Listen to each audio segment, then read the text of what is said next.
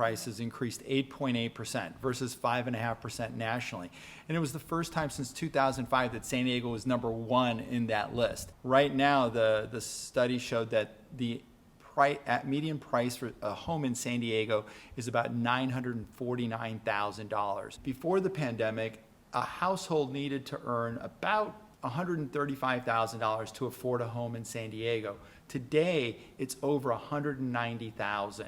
This means that only the top 25% of consumers or residents in the state of California can actually afford to buy a home in San Diego County. And on top of that, with the mortgage rates being at very high levels over the last, versus the last 20 years, it makes it very expensive to buy a home. And it's those mortgage rates that really increase the monthly cost of owning a home.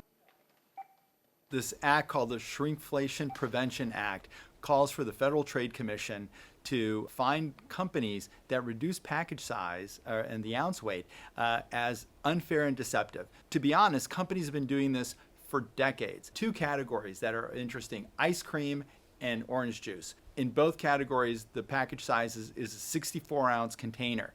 Today, your 64-ounce half gallon of orange juice is 52 ounces, so that's 12 ounces less.